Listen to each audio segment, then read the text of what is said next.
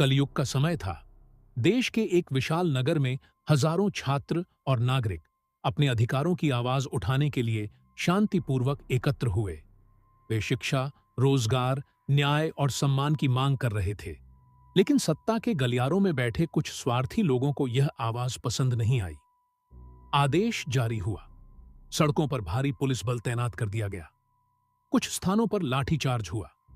आंसू गैस के गोले छोड़े गए। कई निर्दोष छात्र घायल हुए।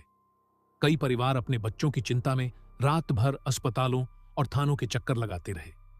इसी समय कुछ प्रभावशाली समाचार चैनलों ने लोगों की पीड़ा दिखाने के बजाय पूरे दिन बहस का विषय बदल दिया।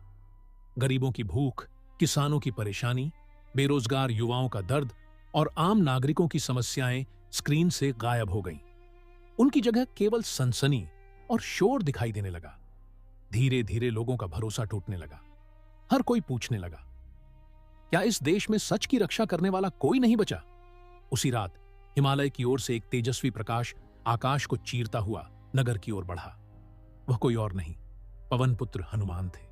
उन्होंने देखा कि भय ने लोगों के हृदय को जकड़ लिया है। हनुमान जी ने अपनी गदा धरती पर रखी और कहा, जिस समाज में सत्य बोलने वाला डरने लगे, वहां सबसे पहले साहस की रक्षा करनी होती है। उनके शब्द सुनते ही घायल छात्रों के मन से भय दूर होने लगा। जो लोग अन्याय से टूट चुके थे, उनमें फिर से खड़े होने का साहस जाग उठा। हनुमान जी ने किसी पर प्रहार नहीं किया। उन्होंने क्रोध नहीं फैलाया।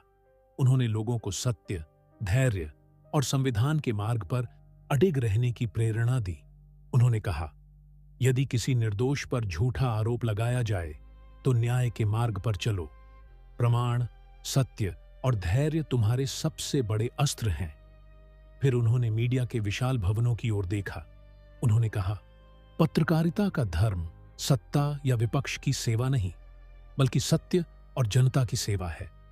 यदि कैमरा गरीब की झोपड़ी नहीं देखता, किसान के आंसू नहीं देखता, छात्र की पीड़ा नहीं देखता, तो उसका प्रकाश अधूरा है।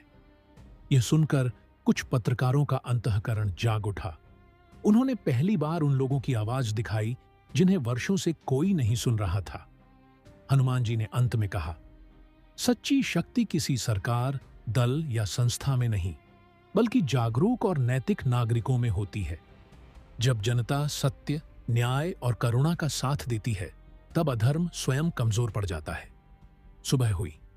नगर वहीं था, लोग वहीं थे, लेकिन उनके भीतर साहस लौट आया था। उन्होंने हिंसा नहीं चुनी। उन्होंने सत्य, कानून, संवाद और लोकतांत्रिक अधिकारों के रास्ते पर आगे बढ़ने का संकल्प लिया। कहते हैं, आज भी जब कहीं अन्याय के कारण लोगों का विश्वास डगमगाने लगता है, तब पवन पुत्र हनुमान अदृश्य रूप से लोगों के हृदय में साहस, विवेक और सत्य के लिए खड़े होने की शक्ति जगाते हैं। यही हनुमान की सच्ची कृपा है, भय को साहस में बदल देना और अन्याय के सामने सत्य पर अडिग रहने की प्रेरणा देना।